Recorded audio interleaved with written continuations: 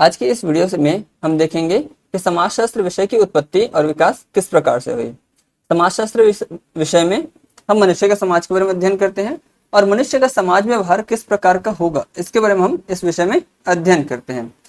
समाजशास्त्र विषय का विकास 18वीं शताब्दी में आए हुए परिवर्तन के बाद हमको देखने को मिलता है और इसकी उत्पत्ति में अनेक ऐतिहासिक कारकों ने, राजनीतिक कारकों ने और सामाजिक कारकों और सामाजिक बदलावों ने योगदान दिया है।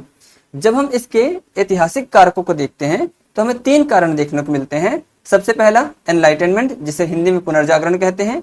दूसरा औद्योगिक क्रांति या इंडस्ट्रियल रिवॉल्यूशन। तीसरा फ्रेंच एंड अमेरिकन रिवॉल्यूशन, जिसे फ्रांस और अमेरिका की क्रांति कहते हैं।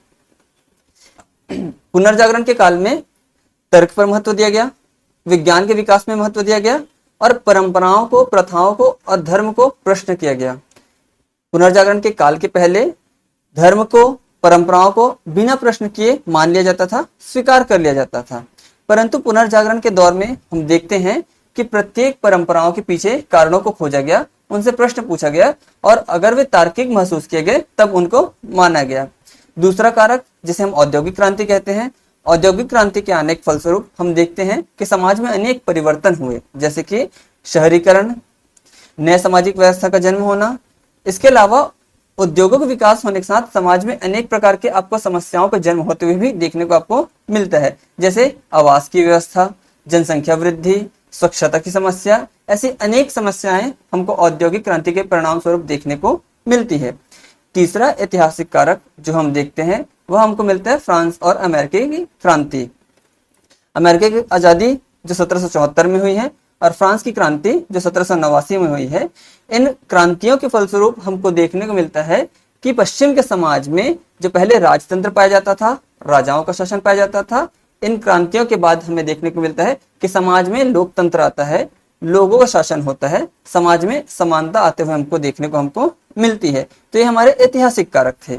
आगे हम राजनीतिक कारकों के बारे में देखते हैं, जिनमें हमें देखने को मिलता है कि 18वीं शताब्दी में हमको यूरोप के समाज में सामंतवाद का अंत होते हुए देखने को मिलता है और अनेक राष्ट्र राज्यों का उदय होते हुए देखने को हमको मिलता है कि प्रत्येक जो राष्ट्र थी वह अपने स्वयं के राज्य का विकास करते हुए देखने को आपको मिलते हैं।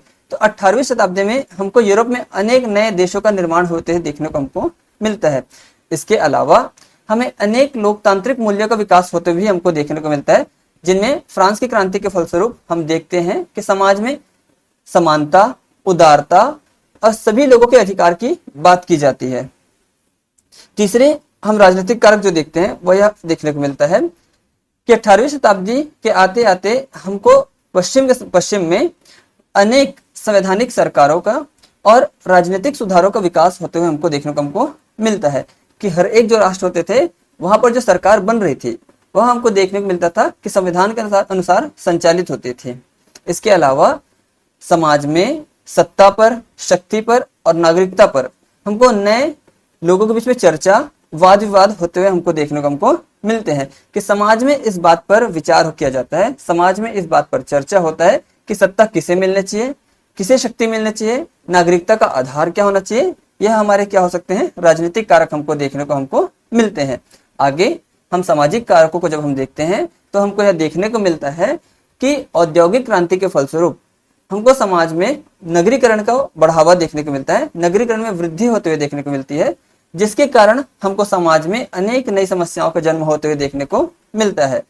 दूसरा हम यह देखते हैं कि समाज में 18वीं शताब्दी के बाद पूंजीवादी अर्थव्यवस्था का विकास होने लगता है, जिसमें हम देखते हैं कि समाज में पूंजी का महत्व बहुत ज्यादा बढ़ने लगता है और पूंजी के आधार पर समाज 2 वर्गों में बढ़ जाता है, एक पूंजी विहीन वर्ग और एक पूंजीवादी वर्ग।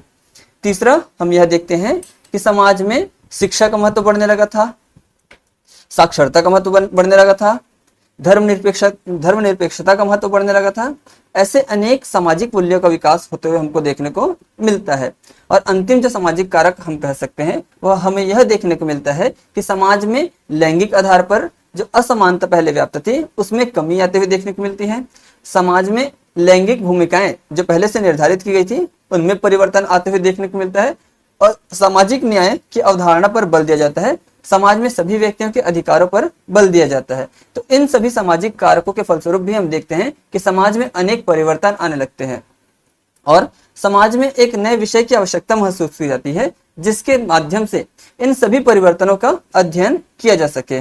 आगे हम देखते हैं कि जब 1789 में फ्रांस की क्रांति होती है तो फ्रांस की क्रांति के बाद आए हुए समाज में अव्यवस्था से विचलित होकर एक व्यक्ति आते हैं अगस्त कॉम्टे नाम के, जिन्होंने समाजशास्त्र या बोलना चाहिए कि समाज के व्यवस्था के नियमों के खोज करना शुरू किया कि ऐसे कौन से कारण हो सकते हैं, ऐसे क्या नियम हो सकते हैं जिनसे समाज को व्यवस्थित बनाया जा सकता है।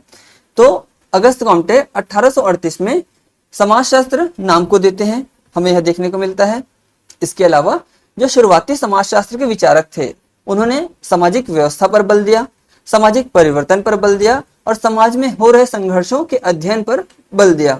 हमें यह देखने को मिलता है कि आधुनिकता के कारण आ रहे चुनौतियों का अध्ययन करने के लिए भी समाजशास्त्र विषय का विकास हुआ है। अब ये आधुनिकता के चुनौतियां क्या हो सकती है, जैसे कि पर्यावरणीय बदलाव, जैसे कि प्रौद्योगिकी में विकास के कारण समाज में हो रही विभाजन, यह चीज को हम आधुनिकता के चुनौती कह सकते हैं। वर्तमान समय में भी समाजशास्त्र समाज के इन पहलुओं का अध्ययन कर रहे हैं। इनके अलावा समाज में निरंतर आ रहे बदलावों का अध्ययन भी समाजशास्त्र विषय के अंतर्गत किया जाता है। तो अभी की वीडियो में हम सिर्फ यहीं तक पढ़ते हैं। आगे हम नेक्स्ट वीडियो में हम आगे के टॉपिक्स पर डिस्कस करेंगे। Thank you.